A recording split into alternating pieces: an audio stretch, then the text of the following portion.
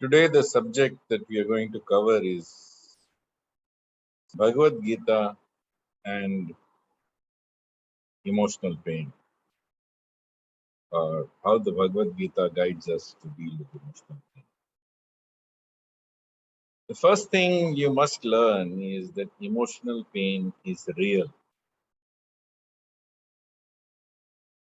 And when I say emotional pain is real, I mean that you should never allow your emotional pain to be invalidated. Neither should you ever invalidate someone's emotional pain. How many times have you heard this or said this? Arey, ye to kuch nahi hai. This is nothing. You'll get over it. Chalo, get over this. This is nothing. Emotional pain is not nothing. Today we know because with radio imaging, we are able to look into how the brain functions. We have functional MRI. We have so many other radio imaging techniques. And in these techniques, we can see how the brain is responding to emotional pain. And when we see that the brain responds to emotional pain or how emotional pain is experienced by the brain, you will be surprised and amazed to find that the pain that you experience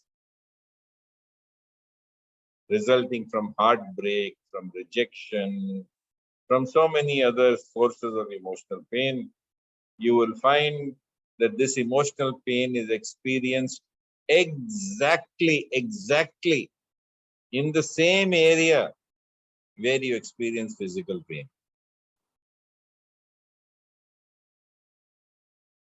So, for example, if God forbid someone is in a car accident and he breaks all the four limbs of his body, he experiences severe trauma and is admitted to the hospital in plasters and in slings and all kinds of gadgets that are helping to keep him pain free.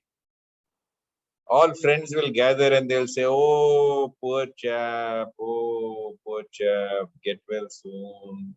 Oh, we really sympathize with you. But on the other hand, if somebody, again, God forbid, breaks their heart, a relationship goes awry, or a person is experiencing divorce, people will say, oh, chal re, get over it. You'll be fine. Ye kuch nahi hai.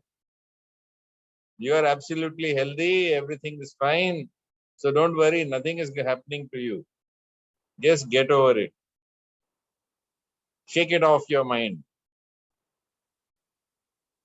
But the emotional pain you feel from heartbreak and the emotional pain you feel from a major vehicular accident where you have experienced multiple fractures occurs in the same place, and it could be of the same intensity.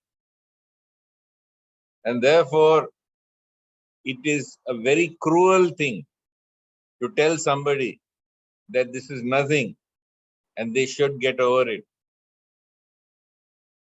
The fact is that person is experiencing tremendous severe pain, and there is no external sign of the pain except this person's fear. The same thing with depression. The emotional pain you feel with depression, with rejection. When somebody not just breaks their heart or has a divorce, but when somebody loses money, when somebody is fired from their job, all these are examples when you experience emotional pain. You can even come to a smaller thing, even on social media when you are rejected, when you are rejected from a group, when you are blocked by a friend, when you don't receive the likes that you are expecting. All these are sources of emotional pain. And this emotional pain is experienced in the brain the same way and often of the same intensity with which you experience physical pain. So indeed, this is the first point I would like to make very, very clear. I don't want to go into the neuroscience details of it, because after all, the experience of pain is a very complex situation and circumstance within your brain. So many parts of your brain become involved, and it is so exquisite in experience. So pain, whether it is physical or pain, if it is emotional, is experienced the same way, with the same intensity, the same consequences. And because it is with the same consequences, never ever minimize it, never ever invalidate it. Always be ready to show compassion. Always be ready to reach out for help. Because, or else, emotional pain can destroy you.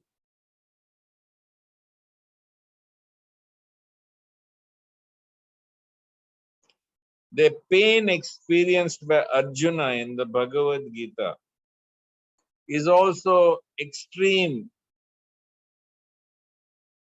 and he is in a state of nervous collapse.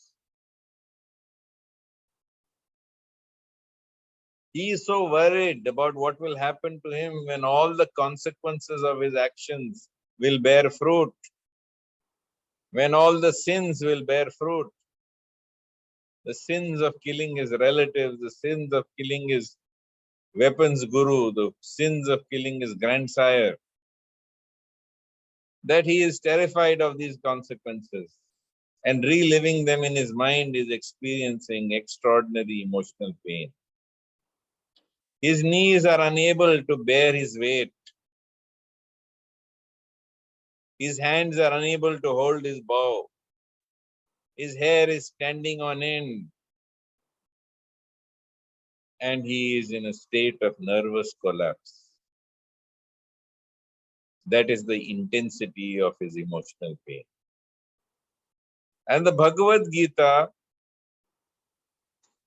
very clearly is spoken by God, by Krishna, to teach him directly and to teach us indirectly how we need to take care and how we need to relieve our emotional pain.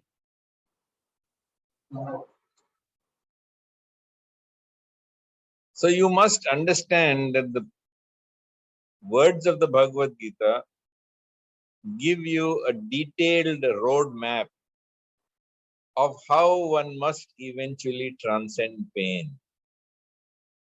Because pain is not something new, emotional pain is not something new. Yes, our recognition that emotional pain is experienced in the same place that you experience physical pain, that is new, because now we have realized it.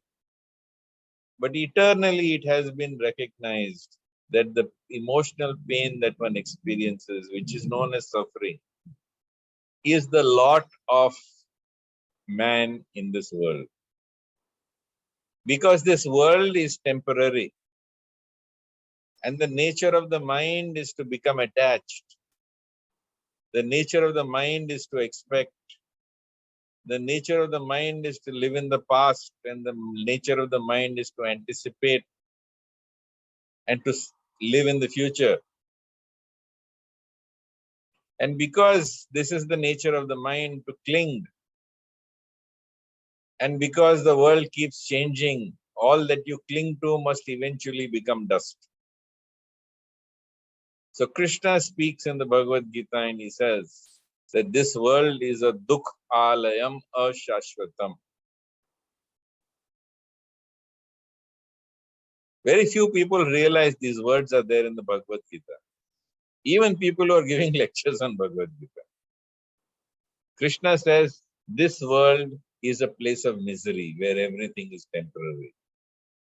He says, Janma, Mrityu, Jara, Vyadhi, Dukha, Doshanu, Darshanam. That birth and death, old age and disease, fault, misfortune and happiness are guaranteed to everybody. Because birth is followed by life, which has its own perils, its own problems, its own pains. Then comes old age, then comes disease, then comes death. Fault and misfortune and happiness, these are all guaranteed to everyone. Much later, very much later, maybe at least a couple of centuries later, Buddha became famous for saying that the essence of life is suffering. That birth is suffering, death is suffering, old age is suffering, disease is suffering. To be parted from someone you love, that is suffering. To be forced to bear the presence of someone you cannot bear, that is suffering.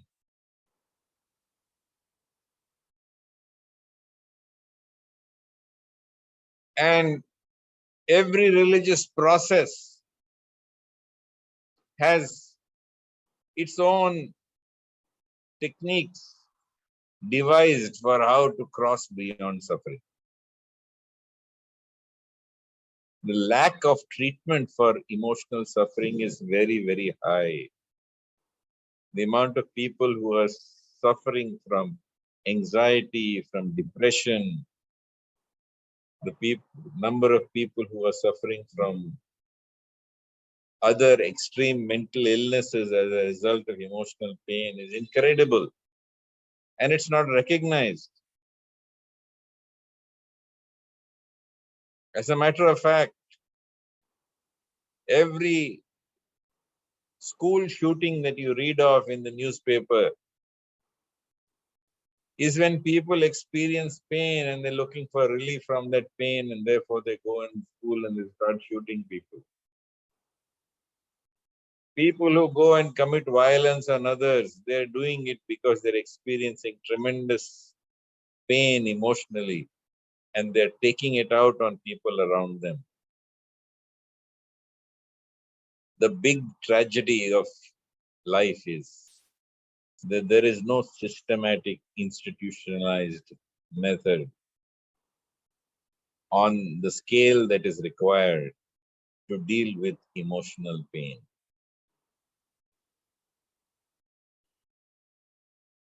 But the Bhagavad Gita talks about how to relieve pain. And the Bhagavad Gita very clearly points out that to take care of pain, you have to be situated on a platform of spirituality. What causes your pain? The cause of pain is your sense of self. You think of yourself as an individual, as being separate, as being distinct, as being constituted of a body, mind, intelligence, and an ego, all of which are not you. In the Bhagavad Gita, Krishna says, Bhumi apo nalo vayur kammano buddhirevacha ahankara ityam me bhinna prakriti ashtata. Earth, water, fire, air, ether, mind, intelligence, and false ego. All of these, Krishna says, are part of my separated inferior energies. Bhinna prakriti. So that's your bhinna prakriti. Aparyam itastvanyam prakritim vidhi me param jiva bhuta mahabhao yayedam dharyate jagat. You are none of these. You are that part of my superior energy, Krishna says, which is sustaining and maintaining creation. Mamaivanso jiva loke jiva bhuta sanatana manashastendriyani prakritistani karshati. Krishna says, you are a fragment of me. Mamai vansho, ansho. You are an ansha, you are a fragment of me. And although you are eternal, you are struggling with your mind and your senses. And your emotional pain is the direct result of this constant fight between your mind and senses, which are battling with Prakriti. They're made of Prakriti. And you're trying to turn Prakriti against itself. But Krishna says, I am the controller of Prakriti. Mayadhyakshena Prakriti suyate sacharacharam hetunanena kaunteya jagad viparivartate. So Krishna says, I am the controller. I am the person who directs Prakriti. And only when you surrender unto me will you cross over Prakriti. So this is a very important point. That you can struggle with your mind, you can struggle with your senses, you can struggle with what you want, which is all this world of Prakriti. But until you surrender unto God, unless you surrender unto God, you cannot transcend the Prakriti. So it is through surrender to God that we transcend Prakriti. It is when we have complete and absolute surrender. Indeed, not a blade of grass moves in this world without God's consent. Not a blade of grass moves without God's consent. In the Brihadaranyaka Upanishad, it is clearly stated, Tena vina tranamapi na chalati. Without God's consent, not a blade of grass moves. If the blade of grass moves on the left side, it is by God's consent. If the blade of grass moves on the right side, it is by God's consent.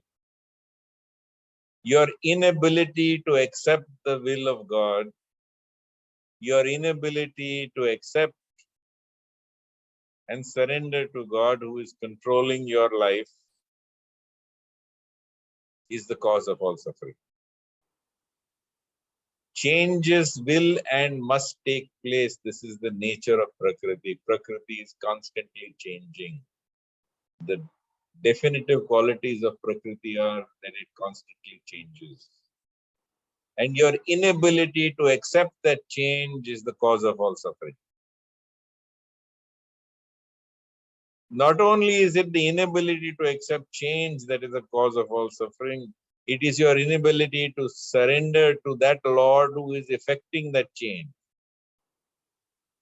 Which means that indeed, your changes in your life are occurring by God's consent, by God's will. Not everything is in your control.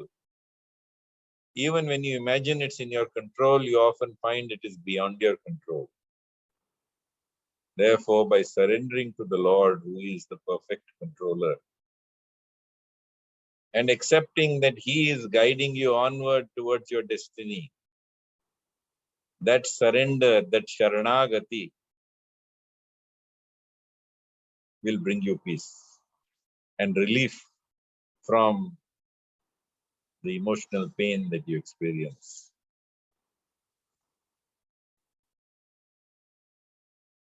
Krishna says in the Bhagavad Gita, Ishvara sarva bhutanam hridaya deshe arjuna tistati brahmyan sarva bhutani yantrarudani maya. He says, I am seated in your heart, I am driving you onward towards your destiny. You are merely seated in a machine made of material energy. Tam eva sharanam gaccha sarva bhavena bharata tat prasadat param shantim sthanam prakshashi shashvatam.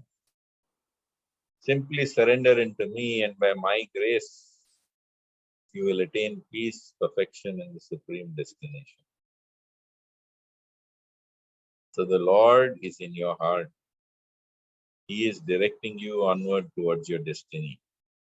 Not a single blade of grass in your life moves without God's consent. Our pain, our emotional pain, is a result of our being unable to accept that change. It comes from not having faith in the fact that God is affecting every change that we see around us. And that lack of surrender is the cause of emotional pain. So Krishna is asked by Arjun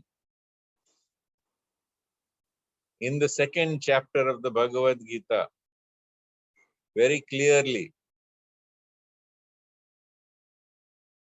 what are the symptoms of one whose consciousness is thus merged in transcendence in spirit?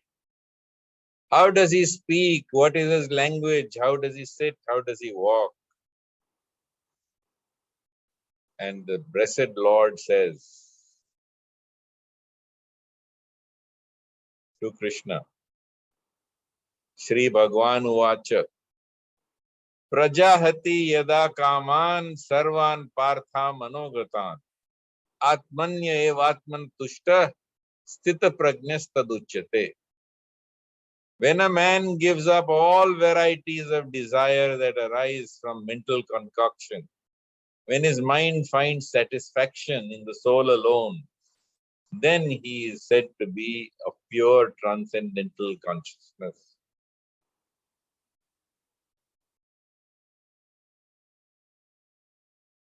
Such a person, Krishna explains to Arjun, Dukheshu anudvignamana sukheshu vigataspriha vita raga bhaya krodha stitadi muni uchyate.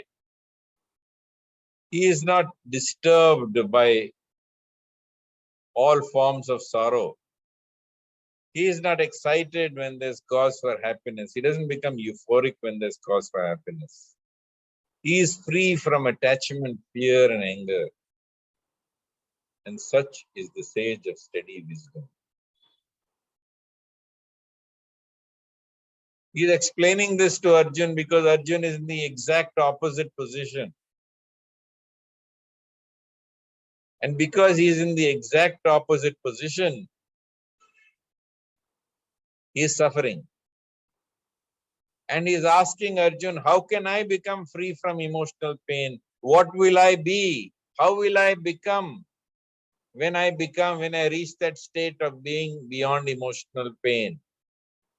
And then this is what Krishna explains to him. Krishna also explains later in the Bhagavad Gita, in the 5th chapter, that being situated on the spiritual platform, he will observe his senses. He will observe his prakriti instead of fighting with it. Earlier I pointed out Krishna saying that Mamai Vamso Jiva Loke Jiva Bhuta Sanatana Mana Shastendriyani Prakristani Karshati. That you are struggling with your mind and senses. On the other hand, now in chapter 5, 8 to 9, Krishna points out that you are the observer of what is happening with your Prakriti. Naiva kinchit karomiti yukto manyeta tattvavid pashyan shrinvan sprishan jigaran ashnan gachan shwapan shwasan pralapan vishrijan grinan unmisham nimisham api indriyani indriyartheshu vartanta iti dharaya. So situated in this divine consciousness, although engaged in seeing, hearing, smelling, touching, tasting, moving about, sleeping, breathing, he knows that he does nothing. It's all being done by Prakriti.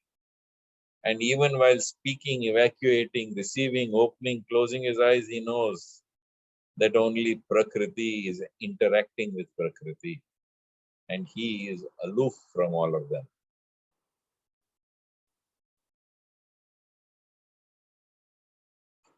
Such a person, Krishna explains, unlike most of us who are shattered when we lose money, he looks upon stones and he looks upon gold with equal vision. In 6th chapter, 8th verse, Krishna says, Jnana Vijnana Triptatma Kutasto Vijitindriya Yuktiti Uchyate Yogi Samalostvashma Kanchana. He looks upon, he's so self-controlled that he looks upon stones and gold with equal vision, with equal emotional value. This is the nature of a person who has transcended Prakriti, who is surrendered to God. Most of us, we become disturbed when we see our enemies. We become enthused when we see our friends. We worship saintly people and we hate. We worship saintly people and we hate sinful people. But one who has attained that state beyond emotional pain, Surin Mitrari Udasina Madhyastha Dvesha Bandhushu Sadhushu Apicha Papeshu Samabuddhir Vishishyate. He looks upon the well-wisher, the friend, the enemy, the envious, the pious, the sinner, the saint, those who are indifferent and impartial. He looks upon all of them with equal mind, even-mindedly. In the 12th chapter, Krishna explains even further. Adveshta sarvabhutanam maitra karunya evacha nirmamo nirahankara samadukha sukha shami. In the 13th verse of the 12th chapter, Krishna says, he does not hate anybody. Adveshta sarvabhutanam, he doesn't hate anybody. Maitra karunya evacha, he is friendly towards all, he is compassionate towards all.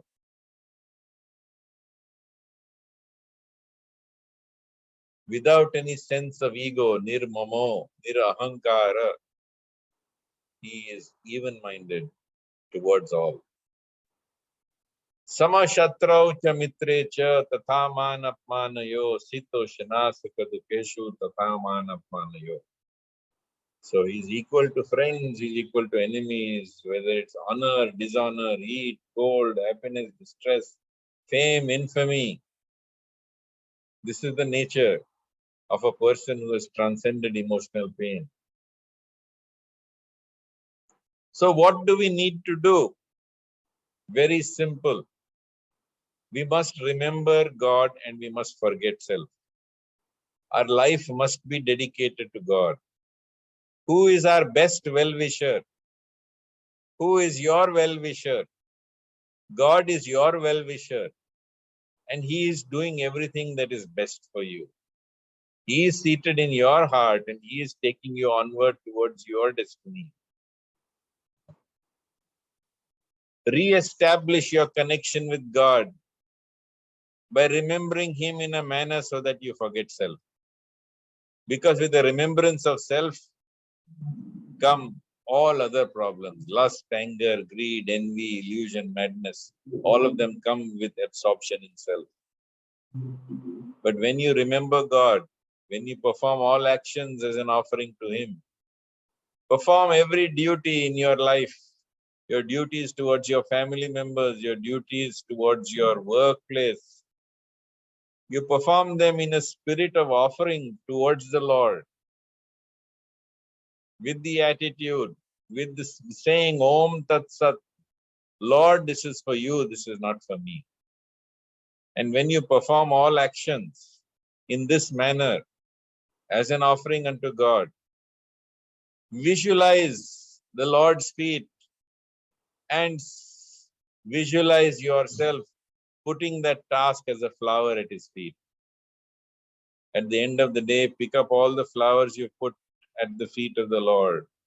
Make them into a garland and visualize that garland as you put it around the neck of the Lord.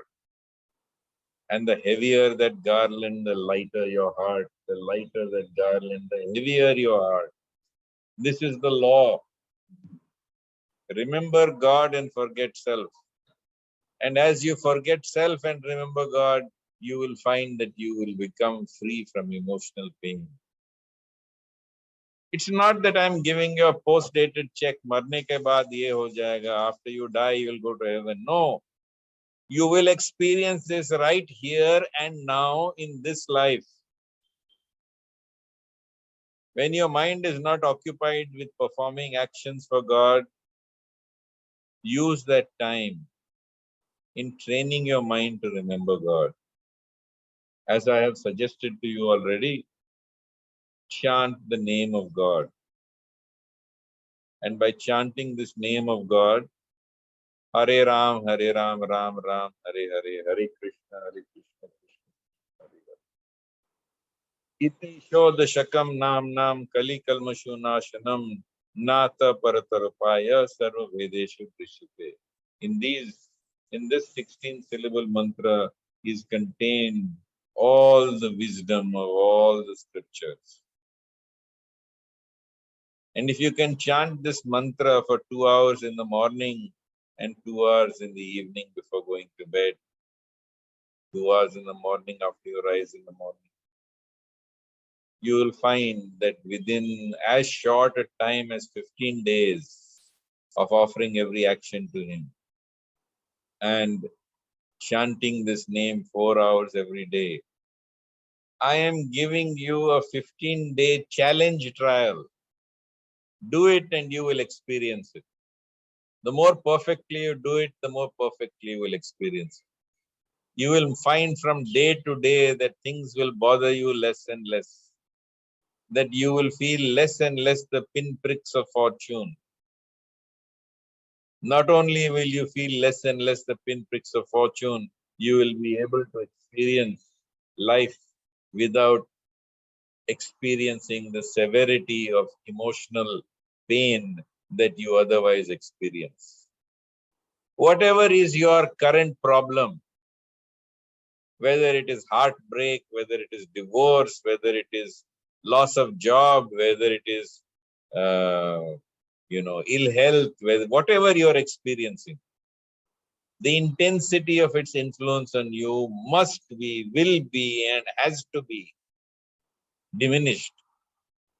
And as you progress on this path, you will experience that you are experiencing less and less emotional pain. The intensity is decreasing.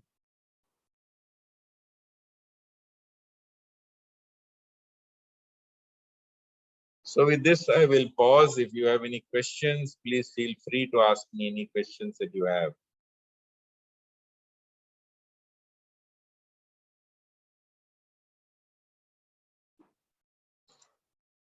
To summarize, I will just say, all right, we'll answer the question. Yes.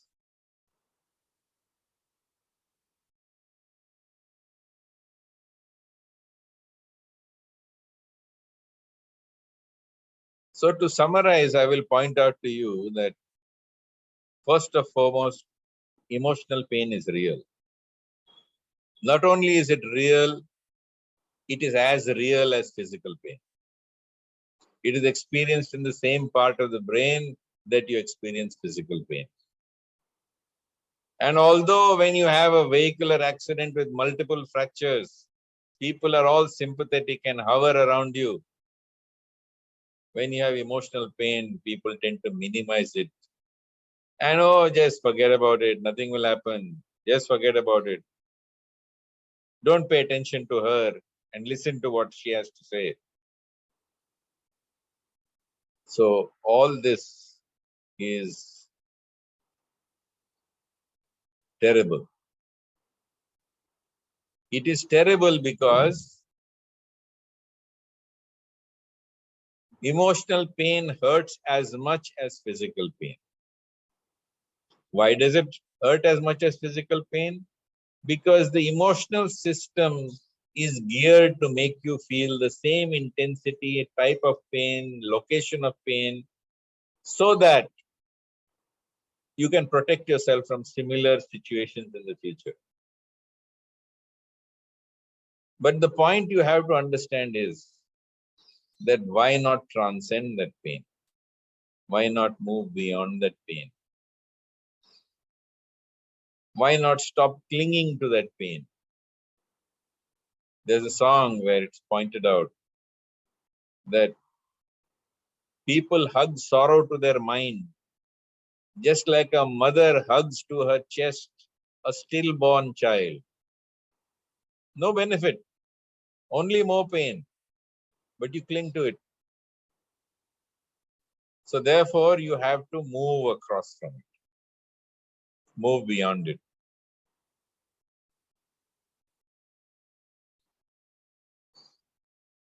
How do you respond to emotional pain that is caused by other people? First of all, emotional pain is not caused by other people.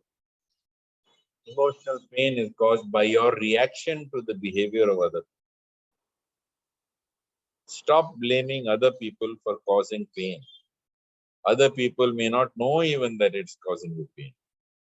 People may happen as they naturally happen in life, and you will take pain from that situation.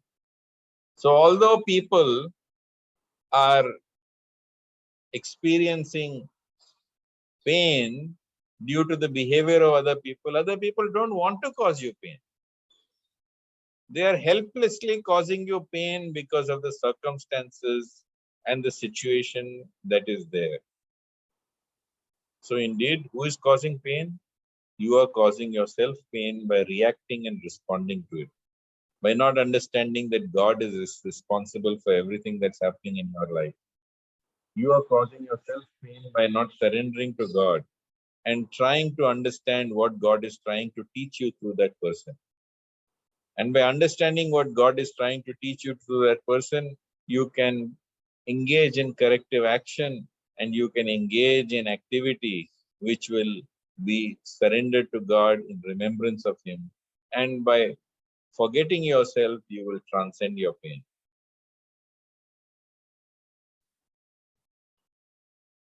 Some people are asking questions which are related to previous lectures. So you don't ask.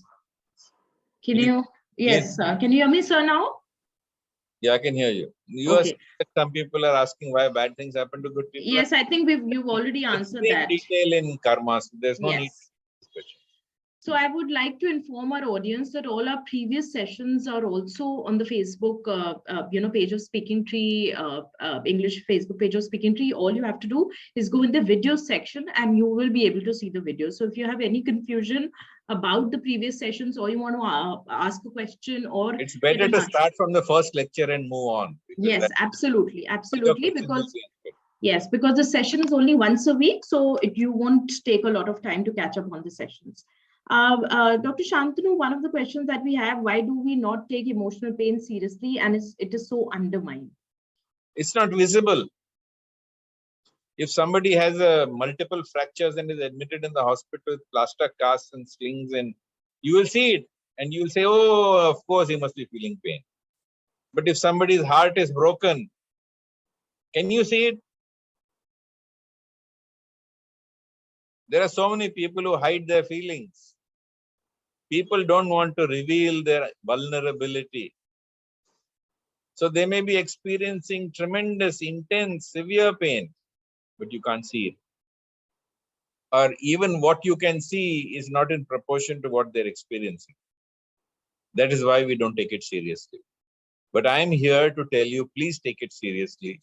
Demonstrate compassion, give them love, give them caring. Because that is what every responsible, compassionate person will do. Dr. Shantanu, you spoke about the fact that, one should chant God's name. And you mentioned, of course, that, you started today and within 15 days, you will be able to, see a change. What I really want to ask is that, does that make us more adaptable? No, not really adaptable, more, it makes us more, helps us deal with that pain more, or do we become not vulnerable to it? We do not feel that pain anymore. You will find that pain will become less. Depending upon how well you perform what I'm telling you, you will find that the pain will become less. The less your mind moves to self and the more your mind moves to God, the less you will experience that pain. It's not magic in the sense it won't go away completely. but Exactly. you will experience a gradual process of detachment. And with the detachment, you will experience a diminution of pain. And finally, you will be able to observe and watch that pain without it affecting you. And over a period of time, of course, that pain will become just a faint memory. And your mind will be trained not to go back to that pain. Right. Okay, Dr. Shanta, I think we had, these number of questions. A couple of questions, as you said that, were kind of related to the last session. So I would like to reiterate to our viewers that please go back to the, previous session, as Dr. Shantanu said, start off with the first session. And I think karma was covered in the initial few sessions only. So please cover all the sessions and only then will you be able to get all the answers. Thank you so much, Dr. Shantanu, for joining us today. We do have some more time if you want to summarize the session or any valuable inputs you want to give to add to the session.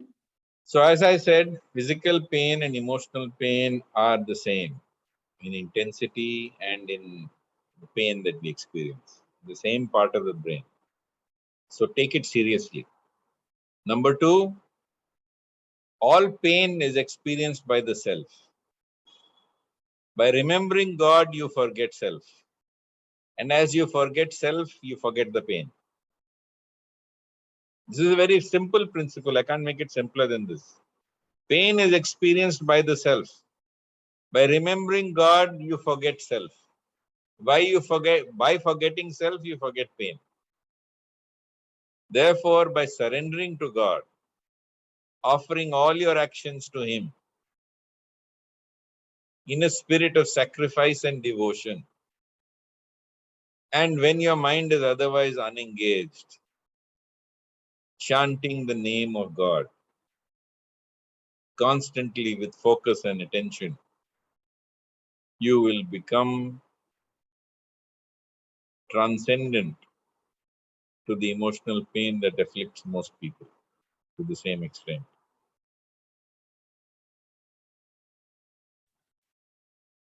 Great. Thank you so much, Dr. Shantanu, for a lovely session as always. We'll see you next week. And thank you, everyone, for watching. Hare Krishna. Thank you. Hare Krishna, Jai Shri Have Krishna, a Hare great day. Om. Thank you.